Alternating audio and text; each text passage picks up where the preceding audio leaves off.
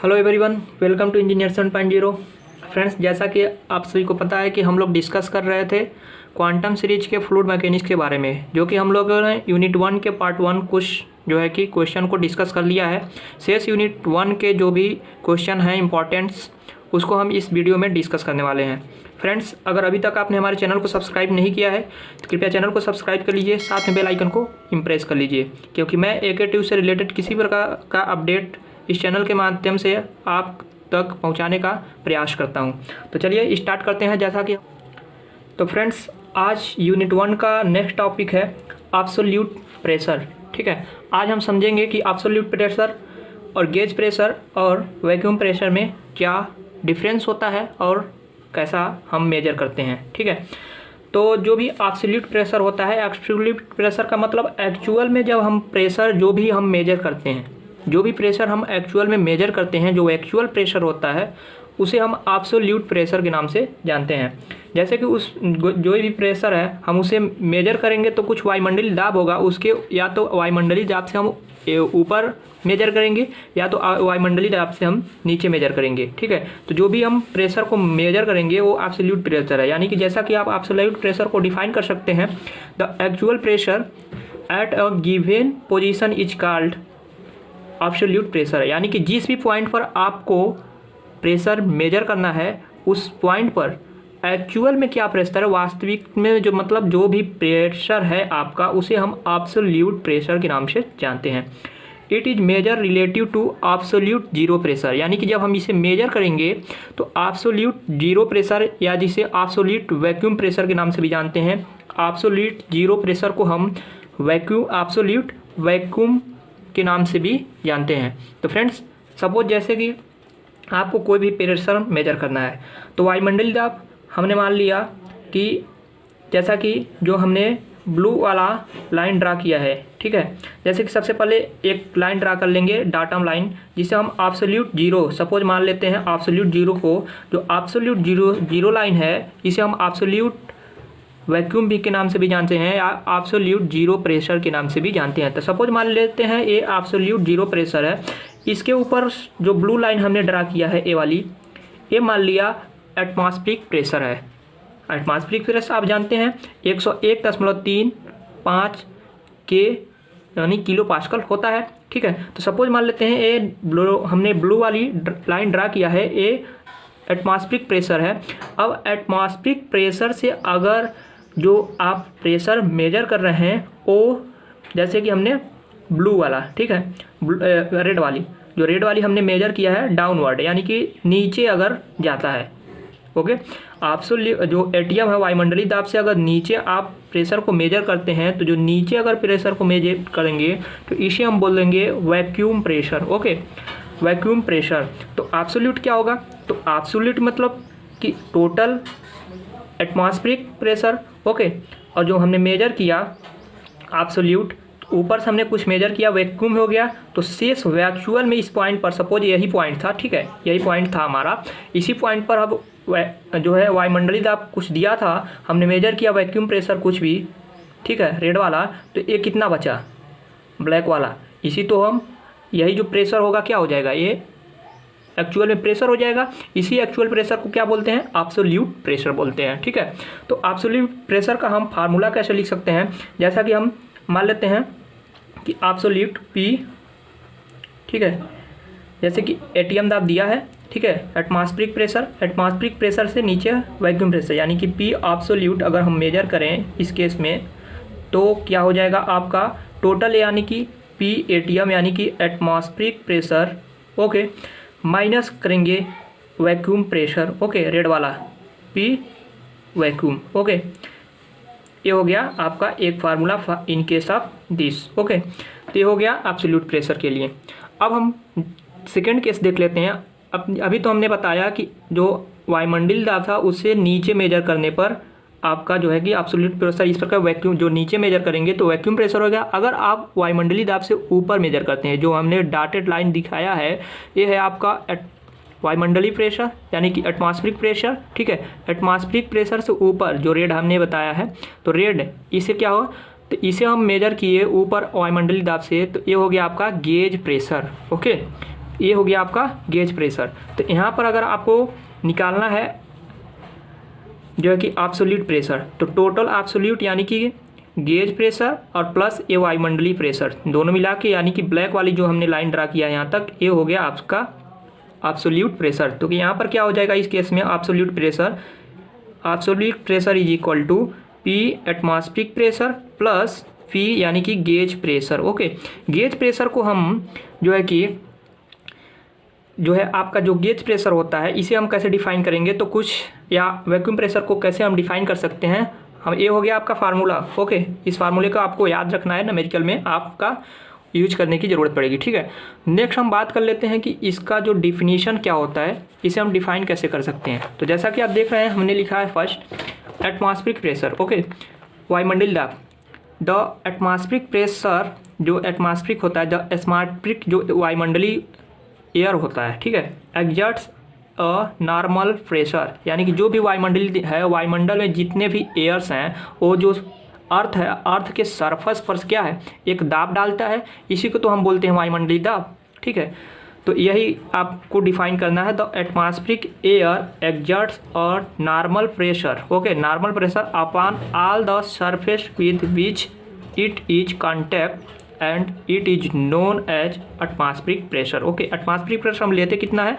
Generally हम लेते हैं 101.3 किलो पास्कल जो है कि हम एटमॉस्फेरिक प्रेशर लेते हैं। नेक्स्ट हम बात करेंगे आपसे कि वैक्यूम प्रेशर क्या होता है। जैसा कि हमने बताया वैक्यूम प्रेशर को आप कैसे मेजर कर सकते हैं। ठीक है, तो वैक्यूम प्रेशर क्या होता है, हमेशा निगेटिव होता है, यानी कि जो वायुमंडलीय दाब से नीचे, अगर वायुमंडलीय दाब से अगर आप प्रेशर को नीचे मेजर करते हैं तो उसे हम बोलते हैं vacuum pressure. Okay, vacuum pressure को निगेटिव गेज प्रेशर के नाम से भी जानते हैं। ओके, या सक्शन प्रेशर, वैक्यूम प्रेशर को निगेटिव गेज प्रेशर या सक्शन प्रेशर के नाम से भी जानते हैं। तो pressure below atmospheric pressure, okay, PATM हमने लिखा है, atmospheric pressure are called as vacuum pressure. अब बात करेंगे गेज प्रेशर का। गेज प्रेशर क्या होता है, द गेज प्रेशर के हम डिफाइन कर सकते हैं, gauge pressure is defined as the difference between absolute pressure and the local atmospheric pressure. जैसा कि हमने यहाँ पर आपको एक फार्मूला अभी लिखा, तो गेज प्रेशर यहाँ पर है, तो गेज प्रेशर अगर डिफाइन करना है तो गेज प्रेशर को यानी कि एब्सोल्यूट माइनस ATM हो जाएगा। यही तो यहाँ पर क्या है, gauge pressure is defined as the difference between absolute pressure and local atmospheric pressure. Okay, next point हम इसमें लिख सकते हैं, gauge pressure can be positive और निगेटिव। गेज प्रेशर जो है आपका पॉजिटिव भी हो सकता है और निगेटिव भी हो सकता है। नेक्स्ट पॉइंट हम बात करेंगे आपसे प्रेशर मेजरमेंट डिवाइस। जैसा कि हमने प्रेशर को समझा कि कैसे हम किसे हम गेज प्रेशर के नाम से जानते हैं, वैक्यूम प्रेशर किसे कहते हैं, एब्सोल्यूट प्रेशर किसे कहते हैं। अब हम जानेंगे कि इस प्रेशर को हम मेजर कैसे करते हैं। ठीक है, प्रेशर मेजरमेंट डिवाइस, उस डिवाइस के बारे में जानेंगे कि हम किस प्रकार के डिवाइस से हम प्रेशर को इजीली मेजर कर सकते हैं।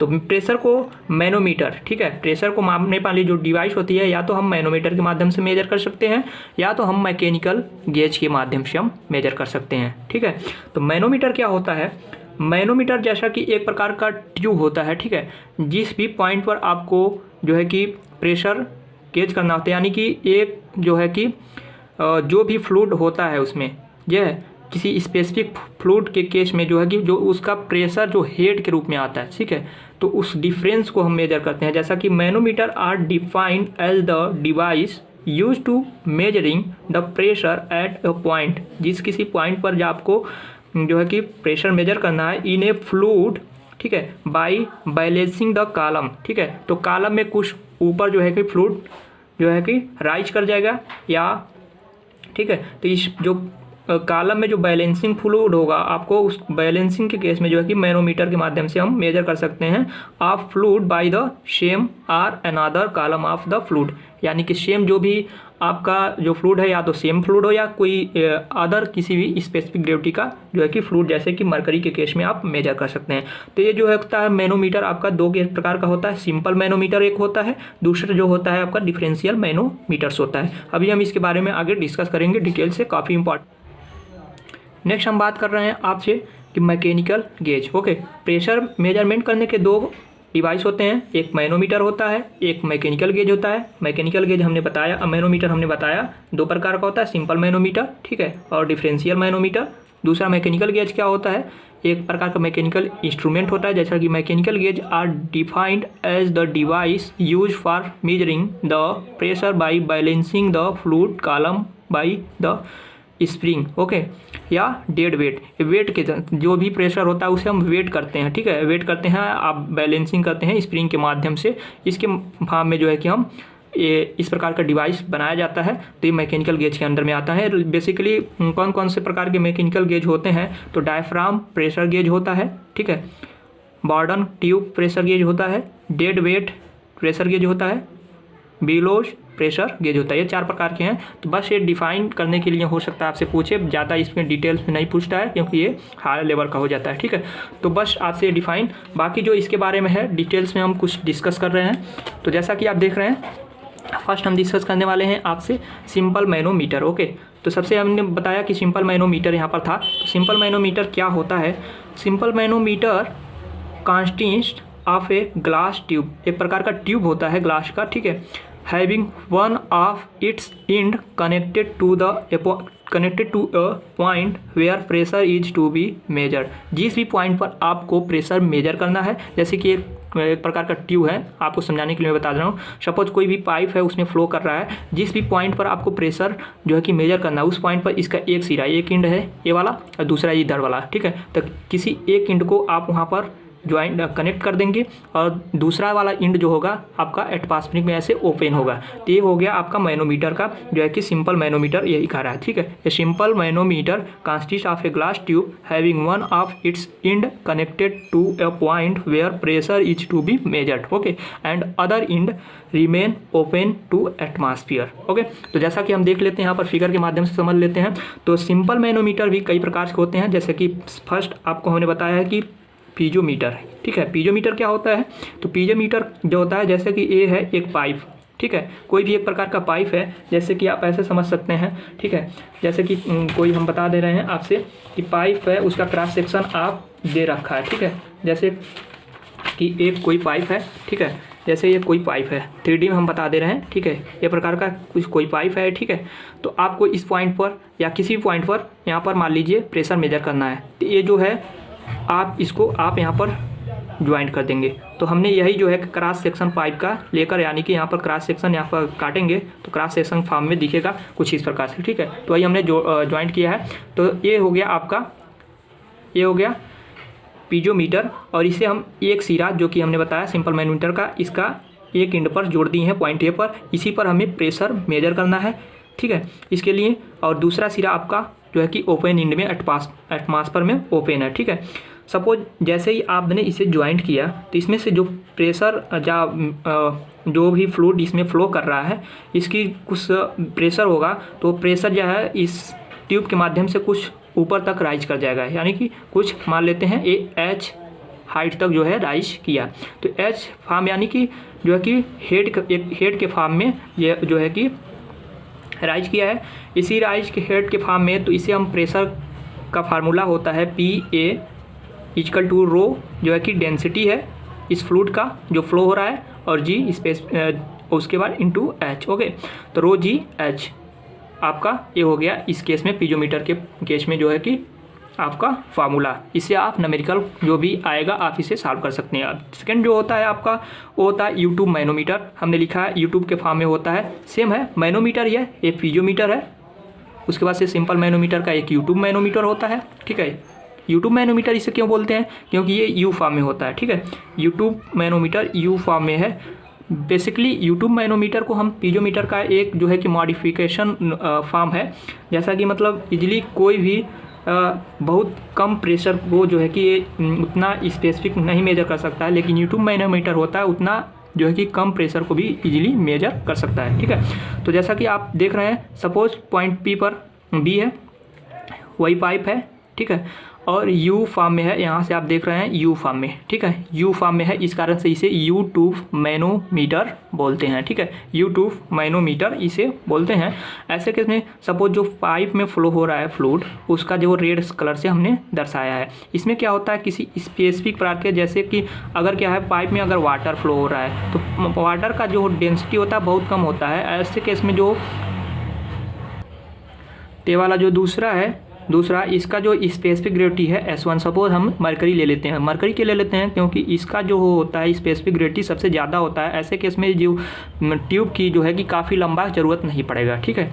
तो जो है कि इजीली यहाँ पर जो है कि सपोज हमने इसका एक इंड यहाँ पर ज्वाइंट किया, दूसरा इंड जो है कि एटमॉस्फेयर में ओपन है, ठीक है। इसमें कुछ है जो ए वाली जो S1 स्पेसिफिक ग्रेविटी का, सपोज ये मरकरी का जो है स्पेसिफिक मरकरी इसमें हम फील कर सकते हैं, या S1 S2 का जो है कि कोई दूसरा जो है कि जैसे इसमें वाटर है S1 स्पेसिफिक ग्रेविटी का कोई फ्लूइड है, इसमें S2 जो है कि हल्का कुछ हम फील कर लेंगे, ठीक है। तो अब देखेंगे जैसे ही प्रेशर जो है कि दाब डालेगा, ठीक है, S1, तो जो है कि कुछ ट्यूब में कुछ राइज कर जाएगा, ठीक है।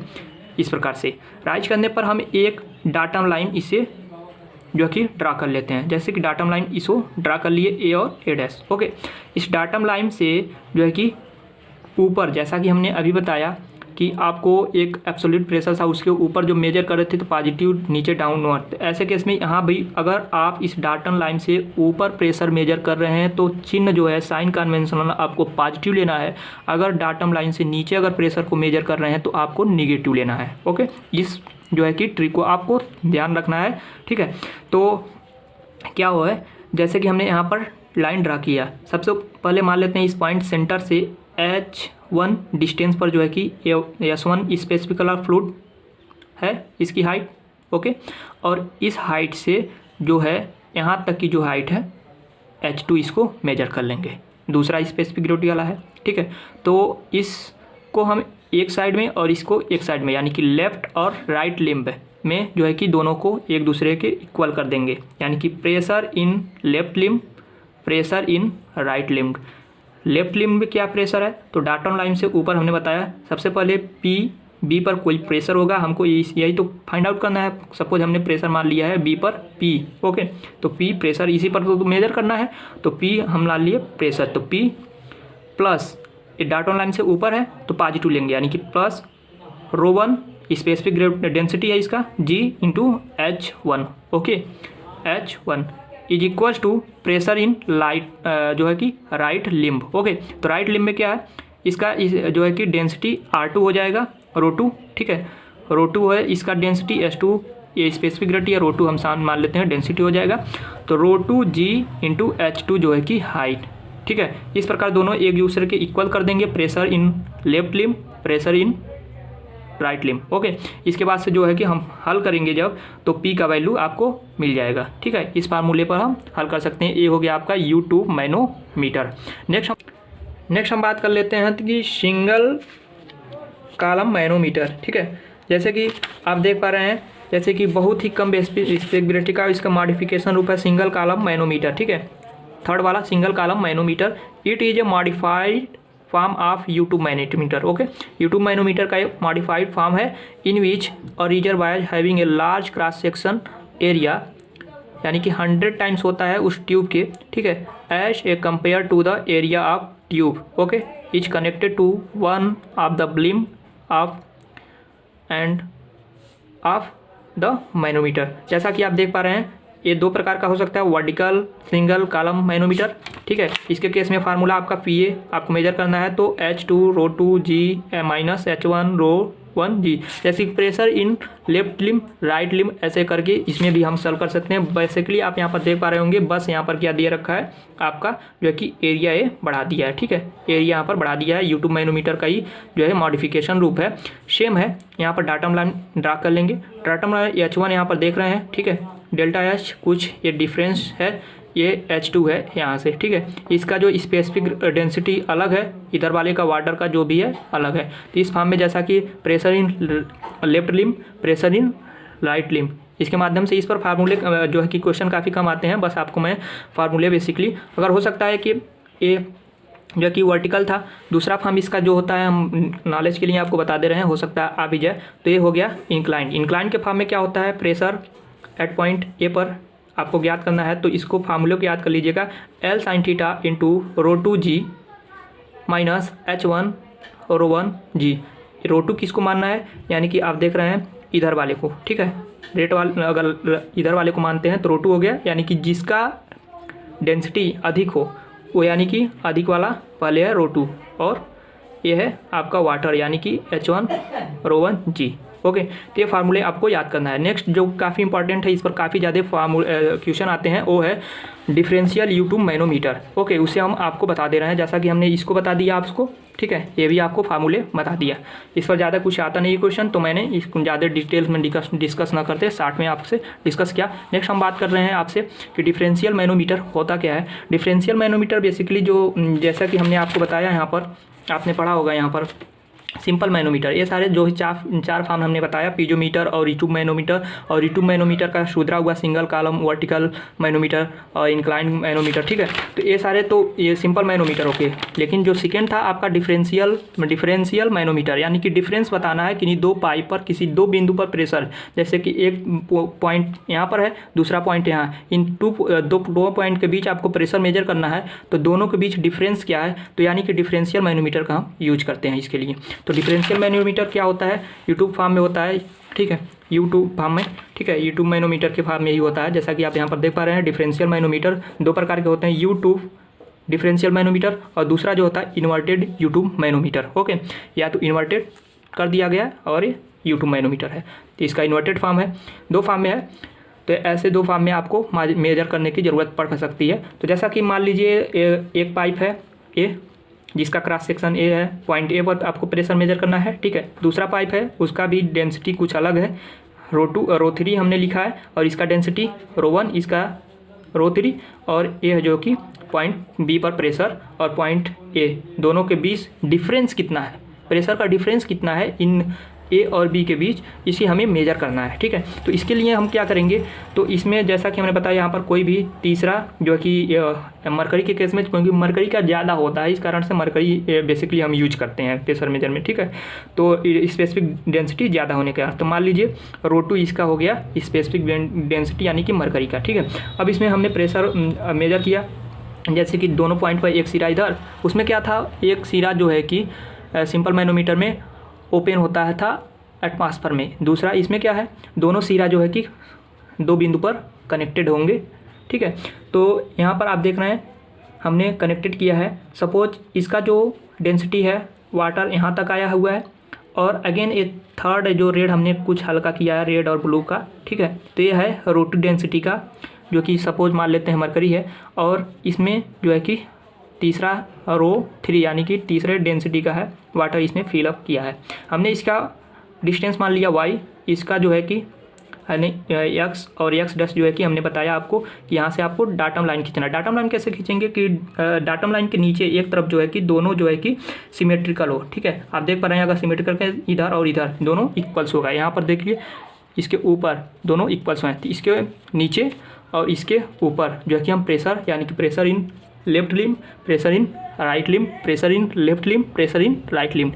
अब करना क्या है, इसके ऊपर अगर मेजर कर रहे हैं तो पॉजिटिव, और इसके नीचे जा रहे हैं, देखिए डाटम लाइन के नीचे जा रहे हैं तो हम निगेटिव फॉर्म में लेंगे। कैसे लेंगे, चलिए हम डिस्कस करते हैं। इस पर क्वेश्चन बहुत ज़्यादा पूछता है और काफ़ी इंपॉर्टेंट है, आपको इस पर ध्यान देने की ज़रूरत है, ठीक है। तो सबसे पहले हम मान लेते हैं pressure in left limb. Okay, pressure in left limb क्या होगा, तो प्रेशर इन लेफ्ट लिम्ब, इसके लेफ्ट साइड में आप देख लिए ए पर, ठीक है। प्रेशर माना सपोज हमने मान लिया PA, ओके, तो PA हो गया, ठीक है। इसके ऊपर पॉजिटिव होना है, पॉजिटिव यानी कि ये वाला, यहाँ से यहाँ तक डिस्टेंस, यहाँ तक चाहिए हमको रेड वाले तक, ठीक है। और यक्स जो है केवल यहाँ तक है, लेकिन यहाँ से यहाँ तक आप देख रहे हैं इधर वाला साइड H है, तो x plus H, total height कितना हो जाएगा ये वाला, यहाँ से यहाँ तक का, ठीक है। यहाँ से यहाँ तक का हाइट कितना हो जाएगा, यक्स प्लस एच जो है कि हाइट हो जाएगा, यानी कि ρ1 डिस्टेंस डेंसिटी का है, तो ρ1 G H plus X, okay, X plus H plus, यानी कि एच और यक्स दोनों हाइट हो गया, ये ρg एच, ये हो गया प्रेशर इन लेफ्ट लिम्ब। इसी प्रकार राइट लिम्ब में क्या होगा, pressure at right limb, pressure at right limb के अगर निकालेंगे तो आप दे रहे हैं h हाइट का, इसका डेंसिटी R2 है, y हाइट यहाँ से यहाँ तक b से, ठीक है। तो a वाला इसका ρ3 है इसका डेंसिटी, ठीक है। और b जो है कि पॉइंट p पर सपोज हमने एज्यूम कर लिया, ठीक है। तो pb क्योंकि हम डाटम लाइन से ऊपर मेजर कर रहे हैं तो पॉजिटिव रहेगा, तो pb प्लस ρ1 GH, ठीक है, और प्लस ρ3 GY, ρ3 ए वाला GY, ओके। इसके लिए हम तो इस प्रकार से दोनों pressure in left limb, pressure in right limb, दोनों को एक दूसरे के इक्वल्स कर देंगे, pressure in left limb, pressure in right limb. उसके बाद से क्या आ गया, PA, आप देख रहे हैं PB, इसको P और PB को इस तरह पक्षांतर कर देंगे, यानी कि तो इस साइड में तो PA माइनस PB हो जाएगा और इसको इस साइड में कर देंगे। उसके बाद इससे सॉल्व, इस पर जो है कि आप फार्मूले को हल कर सकते हैं इजीली। P और PA माइनस PB का जो है कि PA माइनस PB यानी कि दोनों का डिफरेंस आप निकाल सकते हैं। इस प्रकार से दोनों जो है पॉइंट के बीच आप प्रेशर डिफरेंस निकाल सकते हैं। इसी प्रकार से इन्वर्टेड क्या है, सेम है, बस नीचे है यहाँ पर फार्मूले, जैसे कि हमने यहाँ से यहाँ तक की डिस्टेंस कितना लिया है, h1 हाइट, ओके। और ये वाली कितना है आपका h है, यहाँ से यहाँ तक की डिस्टेंस क्या है, ठीक है, h2, डेंसिटी R3, इसके लिए डेंसिटी R2, इसके लिए हमने मान लिया है R1। Pressure in left limb क्या है, लेफ्ट लिम्ब PA, देखिए PA तो सेम रहेगा, इसके लिए कोई दिक्कत नहीं है PA, लेकिन इस पॉइंट से नीचे है, ठीक है, तो minus R1 GH1, okay. H1 है ये हाइट, डेंसिटी R1 है, R1 GH1। तो इसी प्रकार राइट साइड में क्या हो जाएगा आपका जो है कि right limb pressure in at point P पर प्रेशर हम मान लिया PB, माइनस डाटम लाइन से नीचे आ रहे हैं, इस कारण से माइनस हो जाएगा चिन्ह, तो R3GH, यानी कि इसके लिए ρ3, ठीक है, डेंसिटी रो है, ρ3 है इसका, तो ρ3 H2 इंटू G, ठीक है। उसी पर ρ2 यानी कि इसके लिए जो डेंसिटी है इसका, इस वाले का ρ2 है, तो ρ2 G और हाइट है H, माइनस ए भी हो जाएगा, ठीक है। तो pressure in left limb, pressure in right limb, दोनों के एक दूसरे के इक्वल कर देंगे। इस फार्मूले से आप जो है कि न्यूमेरिकल इजीली आप सॉल्व कर सकते हैं। तो फ्रेंड्स, सिंपल मैनोमीटर और यूट्यूब मैनोमीटर जो भी डिफरेंशियल मैनोमीटर है, इसी प्रकार जो है कि हमने कॉन्सेप्ट आपको बता दिया। आप इस पर जो भी क्वेश्चन आएगा आप इजीली उसे सॉल्व कर सकते हैं। तो नेक्स्ट हम बात करेंगे, जैसे कि कोई भी प्रेशर आप मेजर कर रहे हैं, जैसे कि कोई भी लैमिना है उसको किसी भी वाटर में इमर्स कर दिया गया है। इमर्स करने के बाद उस पर प्रेशर कितना लगता है, प्रेशर सेंटर ऑफ प्रेशर किसे कहते हैं, बायंसी क्या होता है, सेंटर ऑफ बायंसी क्या होता है, इस अब नेक्स्ट हम अभी डिस्कस कर रहे हैं। तो सबसे पहले हम जान लेते हैं जैसे टोटल प्रेशर, ठीक है। टोटल प्रेशर क्या होता है, तो टोटल प्रेशर जैसे कि कोई भी बॉडी है उसे वर्टिकल हम जिसे इमर्स कर रहे हैं किसी भी बॉडी में, जैसे कि कोई वाटर है, अभी हम न्यूमेरिकल के माध्यम से समझ लें, जैसे कोई भी वाटर है उसमें किसी भी बॉडीज को हम जो है इमर्स कर दे रहे हैं, तो उस बॉडीज पर प्रेशर कितना लगेगा, ठीक है, टोटल प्रेशर कितना लगेगा, और उसका प्रेशर जो है कि किस पॉइंट पर लगेगा, किस पॉइंट पर एक्ट करेगा, उसे हम सेंटर ऑफ प्रेशर कहते हैं। तो इसको हम जानेंगे कैसे। तो टोटल प्रेशर क्या होता है किसी भी बॉडी को, या जी वर्टिकल, जैसा कि हमने लिखा, अगर कोई भी बॉडी है उसे वर्टिकल हम किसी भी पानी में यानी कि किसी भी फ्लूइड में इमर्स कर रहे हैं, डुबो रहे हैं, तो उस पर प्रेशर वर्टिकल यानी कि प्लेन पर कितना लगेगा। तो टोटल प्रेशर F = का फार्मूला होता है ρ/G/H बार। H बार क्या है, H आप बार आपका होता है उस बॉडी का centre of gravity from the free surface, okay. अभी हम न्यूमेरिकल के माध्यम से इजीली आप इसे समझ सकते हैं। H स्टार क्या है, H star centre of pressure, यानी कि देखिए सेंटर ऑफ ग्रेविटी केवल बॉडी का हो गया, लेकिन सेंटर ऑफ प्रेशर जो है कि मतलब किस पॉइंट पर प्रेशर एक्ट करेगा, ठीक है। अभी हम डिफाइन भी कर देंगे, इसे आप इजीली क्लियर हो जाएगा। इन केस ऑफ इंक्लाइंड, ओके, ये था वर्टिकल के केस में। और अगर इंक्लाइंड है कोई भी बॉडी, अगर इंक्लाइंड है, डूबा हुआ है किसी भी फ्लूइड में, तो उसके लिए जो टोटल प्रेशर होगा ρ/G/H bar into sine theta, कितने डिग्री पर झुका होगा, ये हो गया आपका इंक्लाइंड के केस में। सेंटर ऑफ प्रेशर के लिए फार्मूला क्या होता है, H*IG, यानी कि मोमेंट ऑफ इनर्सिया, ठीक है, गुरुत्वा सेंटर ऑफ ग्रेविटी के अबाउट, और जो है कि ए एरिया उस जो भी बॉडीज है उसका, H बार जो है कि centre of gravity plus H बार, ये आपको याद रखना है, ठीक है। ये हो गया आपका सेंटर ऑफ प्रेशर, ठीक है, सेंटर ऑफ प्रेशर के लिए।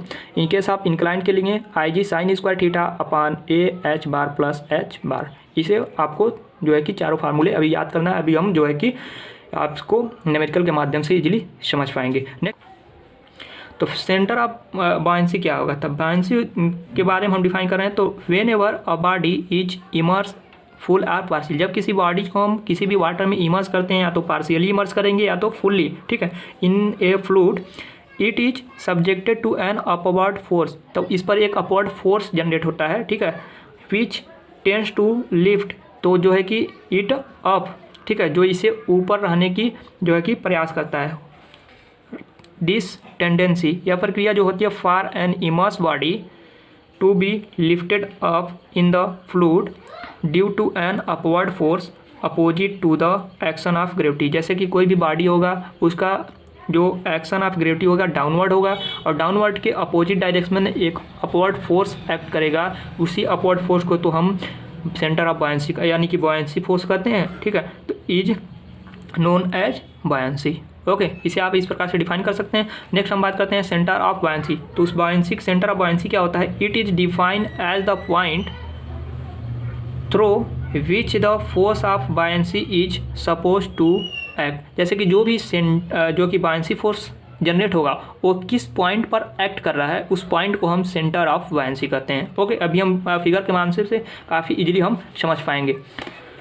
मेटा सेंटर क्या होता है, it is the point at which the line of action of a force of buoyancy, जो बायंसी फोर्स होता है उसका line of action will meet the normal axis, जो नॉर्मल एक्सिस होता है उसको किस पॉइंट पर जो है कि बायंसी फोर्स का जो लाइन ऑफ एक्शन है, बायंसी फोर्स का जो लाइन ऑफ एक्शन है जो है कि नॉर्मल एक्सिस के किस पॉइंट पर मीट करता है, यानी कि मिलता है, काटता है, ठीक है, of the body when the body is given a smaller angular displacement, जो है कि जब किसी बॉडी को हल्का सा एंगुलर डिस्प्लेसमेंट करते हैं तो उस पर, जैसा कि आप इस फिगर के माध्यम से आप अब इजीली समझ पाएंगे। जैसे कि हम यहाँ पर एक बॉडीज बनाए हैं, ठीक है, सपोज ये जो है कि हमने बॉडीज बनाया है, इसका सेंटर ऑफ ग्रेविटी यहाँ पर इस पॉइंट पर हमने जी एक्ट किया है, ठीक है, ये वेट है, टोटल बॉडी का वेट है, जी पर एक्ट करेगा। आपको पता है किसी भी बॉडी का जो टोटल वेट होता है उसके सेंटर ऑफ ग्रेविटी पर ही वेट एक्ट करता है। जी पॉइंट आपका जो है सेंटर ऑफ ग्रेविटी है इस बॉडी का और डब्ल्यू इसका वेट इस पॉइंट पर एक्ट कर रहा है। इस केस में जो है कि नीचे हमने बताया कि बायंसी फोर्स एक्ट करेगा नीचे से, जैसे वाटर है सब इमर्स है, ठीक है, पार्शियली यहाँ तक वाटर है यहाँ तक, ठीक है, तो नीचे से एक बायंसी फोर्स एफ बी हमने जनरेट करा है और ये जो एक्शन है नॉर्मल एक्शन इसी पर हमने सपोज एज्यूम कर लिया कि इसी पर एक्ट कर रहा है, इसी एक्स जो है कि एक्सिस पर, ठीक है, ये हो गया आपका पॉइंट बी। सपोज ये है बायंसी बायंसी क्या है, ठीक है, सेंटर ऑफ बायंसी, जैसे कि सेंटर ऑफ बायंसी को हमने बी से दर्शाया है, रिप्रेजेंट किया। सेंटर ऑफ बायंसी जो देख रहे हैं यहाँ पर पॉइंट बी, ये है सेंटर ऑफ बायंसी। जैसा कि हमने बताया सेंटर ऑफ बायंसी अभी हमने आपसे डिस्कस किया, यहाँ पर देख रहे हैं it is defined as the point through which the force of buoyancy is suppose, जैसे कि अज्यूम कर रहे हैं इसी पॉइंट से जो है कि जो आपका बायंसी फोर्स एक्ट कर रहा है इसी पॉइंट पर, ठीक है, तो इसे हो गया सेंटर ऑफ बायंसी। तो इस केस में तो न्यूट्रल होगा, ठीक है, बॉडी जो होगा डूबेगा नहीं, न्यूट्रल का है, ठीक है। जब हल्का सा इसे रोटेट कर दिए हैं, यही तो कहा है मेटा सेंटर, तो हल्का सा इसे रोटेट कर रहे हैं, तो आप देखिए ये नॉर्मल एक्सिस था, ठीक है, आपका ब्लू वाला नॉर्मल एक्सिस, ये जो वेट है डाउनवर्ड एक्ट करेगा, ठीक है, डब्लू सेंटर ऑफ ग्रेविटी इसका चेंज नहीं होगा, वही रहेगा इसी पॉइंट पर, लेकिन वेट कुछ इस प्रकार से एक्ट करेगा। नीचे से आपका बायंसी फोर्स ये भी जो है कि सेम था, अपवर्ड, ठीक है, एक्ट करेगा, अपवर्ड तो एक्ट कर रहा है, लेकिन इसको हल्का सा डिस्प्लेसमेंट होने के कारण, एंगुलर डिस्प्लेसमेंट होने के कारण आप अज्यूम कीजिए इमेजिनरी लाइन होगा ये, तो ऊपर कुछ इस प्रकार से इस पॉइंट पर एक्ट कर देगा, ठीक है, यहाँ पर कट करेगा पॉइंट, सपोज मान लीजिए एम, ओके, तो इस एम पॉइंट को ही हम बोलते हैं मेटा सेंटर, ओके, इस एम पॉइंट को बोलते हैं मेटा सेंटर, यानी कि जो है कि action of line of action of buoyancy force, ये रेड वाला line of action of buoyancy force ये नॉर्मल एक्सिस को किस पॉइंट पर एक्ट कर रहा है, इस पॉइंट पर, यानी कि एम पर एक्ट कर रहा है, तो इसी पॉइंट को हम बोलते हैं मेटा सेंटर, ओके। अब आप बताइए कि ये बॉडी स्टेबल होगा अनस्टेबल होगा, तो ये जो बायंसी फोर्स है एम पर एक्ट करेगा, इस बॉडी को देखिए ये नीचे है तो इस प्रकार से क्लॉकवाइज रोटेट कर जाएगा, यानी कि ये क्या है, इसमें जो है कि क्लॉकवाइज रोटेट करने के कारण ये बॉडी सिंक कर सकता है, ये हो गया अनस्टेबल, यानी कि बॉडी क्या है अनस्टेबल। किस केस में? अगर आपका मेटा सेंटर ऑफ ग्रेविटी से नीचे है तो बॉडी क्या होगा? अनस्टेबल होगा। ये काफ़ी इम्पॉर्टेंट है, ठीक है।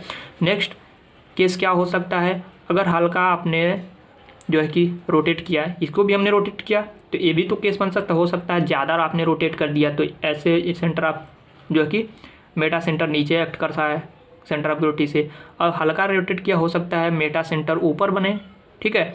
और वेट जो है आपका सेंटर ऑफ ग्रेविटी सेम है, हमने बताया चेंज होता नहीं है। सेंटर ऑफ बायंसी आपका यहाँ पर है, सेंटर ऑफ फोर्स कुछ एक्स प्रकार से एक्ट कर रहा है, और जो है कि नॉर्मल एक्सिस को जो है कि एक्शन ऑफ लाइन जो है कि बायंसी फोर्स का इस पॉइंट पर जो है कि कट कर रहा है। तो इस पॉइंट को क्या कर देंगे? इस पॉइंट को बोलेंगे हम मेटा सेंटर। अब देख रहे हैं आप मेटा सेंटर यहाँ पर है और वेट आपका यहाँ पर है, ठीक है। ऐसे केस में जो है कि आप देख रहे हैं ये इधर से फोर्स लगा रहा है और ये इधर से, ठीक है। तो ये क्या है? ऊपर की तरफ पुश करने का प्रयास कर रहा है जो है कि बायंसी फोर्स, और ये नीचे है। तो ऐसे केस में, और बॉडी किधर है? रोटेट किया है, क्लॉकवाइज रोटेट किया है। और ये कैसे? देखिए क्लॉकवाइज एंगुलर डिस्प्लेसमेंट है, क्लॉकवाइज, ठीक है। और जो ये कपल बना रहा है जो है कि आपका बायंसी फोर्स और वेट जो है कि एंटी क्लॉकवाइज। जब एक दूसरे के, एक क्लॉकवाइज है ये एंटी क्लॉकवाइज है, तो ये जो है कि बॉडी को क्या करेगा? स्टेबल करेगा, यानी कि सिंक नहीं होने देगा, ठीक है। लेकिन ये क्या था? क्लॉकवाइज रोटेट कर रहा था और क्लॉकवाइज जो है कपल फोर्स भी बना दे रहा था। इस कारण से बॉडी अनस्टेबल होकर जो है कि सिंक कर जाएगा। लेकिन ये स्टेबल रहेगा और ऐसे केस में जो है कि बॉडी आपका सिंक नहीं करेगा, यानी कि डूबेगा नहीं।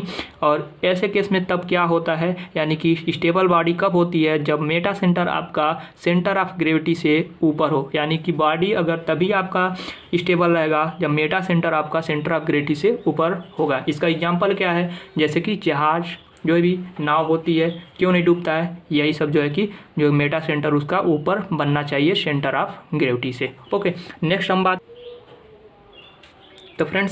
बात कर रहे हैं कि एक न्यूमेरिकल जो है कि अभी हमने बताया आपको कि कोई भी बॉडी होती है, लैमिना होता है, अगर उसे जो है कि किसी भी फ्लूइड में इमर्स कर रहे हैं तो उस पर सेंटर प्रेशर कितना होता है, टोटल प्रेशर कितना होता है, और सेंटर ऑफ प्रेशर कैसे हम फाइंड आउट करते हैं। तो जैसा कि आप देख रहे हैं, एक trapezoidal plate having its parallel side equal to 20 and 0, okay, और distance of h apart is immersed vertically in a liquid within 20 side uppermost and at a distance h below the surface of the liquid, okay. Find the thrust on the surface, यानी कि thrust find करना है, यानी कि total force कितना act कर रहा है। Depth of the centre of pressure, जैसे कि कोई भी एक ट्रायंगुलर फॉर्म है, इसका जो है कि पैरेलल रखा गया है इसके फ्री सरफेस के, और इसका जो है कि 0 पॉइंट यानी कि C नीचे है, तो इसका 0 यानी कि यहाँ से यहाँ तक की जो डिस्टेंस बता रहा है आपको h बता रहा है, ठीक है। उसके बाद से इस 20 मीटर की साइड से इसके ऊपर कितना है वाटर फ्री सरफेस, यानी कि HO भी बताया यहाँ पर, H बिलो, ठीक है। तो HA भी है, HA भी है, ठीक। आप क्या करेंगे? सबसे पहले हमने बताया था आपको टोटल फोर्स में सेंटर ऑफ ग्रेविटी आपको यहाँ यानी कि फार्मूला वर्टिकली है, ठीक है। बॉडी क्या है? वर्टिकल इमर्स है, ठीक है। थ्रस्ट ऑन सरफेस हम याद करेंगे in case of vertical immerse body. Vertical के केस में होता है total force F is equal to rho GAH, okay. Rho आपका डेंसिटी है इस फ्लूइड का, G स्पेसिफिक जो है कि ग्रेविटेशनल फोर्स हो गया, एरिया जो है कि इस लैमिना का एरिया, जो ट्रायंगल का एरिया, ठीक है। हाफ यानी कि h बार क्या है? h बार जो है आपका सेंटर ऑफ ग्रेविटी, यानी कि फ्री सरफेस से h/3 तो आपका ये होगा, यानी कि टोटल कितना है? h है।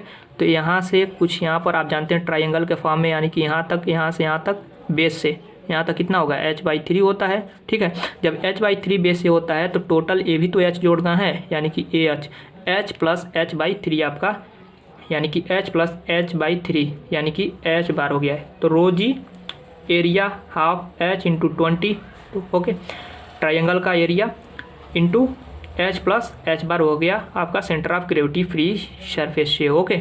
तो टोटल आपका फोर्स जो आएगा 40/3 इंटू रो GH²। इस प्रकार इसी पर जो है कि आप अपना न्यूमेरिकल फॉर्म भी जो है कि न्यूमेरिकल क्वेश्चन इजीली सॉल्व कर सकते हैं। लैमिना के ट्रायंगल के फॉर्म पर हो सकता है सर्कल हो, ठीक है। तो ये हम प्रोसेस आपको कॉन्सेप्ट बता रहे हैं, आप इस कॉन्सेप्ट के माध्यम से कोई भी किसी भी प्रकार का क्वेश्चन इजीली आप सॉल्व कर पाएंगे। सेंटर ऑफ प्रेशर क्या होता है? सेंटर ऑफ प्रेशर में एच स्टार हमको फाइंड आउट यानी कि रिप्रेजेंट करते हैं। सपोज हम ले इस प्रेशर को, मान लीजिए ये तो इसका था, ठीक है, इस ट्राइंगल का सेंटर ऑफ ग्रेविटी, लेकिन इस पर कोई ज़रूरी नहीं है कि प्रेशर एक्ट करेगा, हो सकता है नीचे एक्ट करे यहाँ पर, तो नीचे एक्ट करेगा तो इसकी डिस्टेंस फ्री सरफेस से कितना है, वही होता है आपका centre of pressure. Okay, centre of pressure के लिए हमने बताया था IG/AH प्लस H बार। IG क्या है? Moment of inertia gravitational force के, यानी कि ट्राइंगल का moment of inertia. Okay, IG गुरुत्वाकर्षण, तो IG मोमेंट ऑफ इनर्शिया जब इसका निकालेंगे, यानी कि यहाँ पर हम निकाला है moment of inertia BH/36 = 20। Okay, base आपका 20 दिया है, आप इसे निकालेंगे तो 5/9 × H³ जो है कि मोमेंट ऑफ इनर्शिया आपका निकल जाएगा। 5/9 H³ हमने मोमेंट ऑफ इनर्शिया रखा है। एरिया आप फाइंड आउट कर लेंगे ट्राइंगल का। 4H/3 जो है कि सेंटर ऑफ ग्रेविटी आप यहाँ पर निकाल सकते हैं इस ट्राइंगल का, ठीक है, ट्राइंगल का सेंटर ऑफ ग्रेविटी। आप यहाँ पर ये भी सेंटर ऑफ ग्रेविटी आप इसे पुट कर दीजिए वैल्यू। जब इसे सॉल्व करेंगे तो फाइनल जो सेंटर ऑफ प्रेशर निकल के आएगा आपका 11H/8। ओके, ये हो गया आपका सेंटर ऑफ प्रेशर। तो इस प्रकार जो है कि आप जो है कि न्यूमेरिकल जो है कि हल कर सकते हैं फ्रेंड्स। तो फ्रेंड्स, ये रहा यूनिट 1 का जो है कि मोस्ट एक्सपेक्टेड क्वेश्चन, जो कि आपके university exam point of view से काफ़ी इंपॉर्टेंट और काफ़ी हेल्पफुल होगा। फ्रेंड्स, कमेंट करके बताइए कि वीडियो आपको कैसा लगा। अगर अच्छा लगा होगा तो वीडियो को लाइक कर दीजिएगा, शेयर कर दीजिएगा तथा सब्सक्राइब कर दीजिएगा।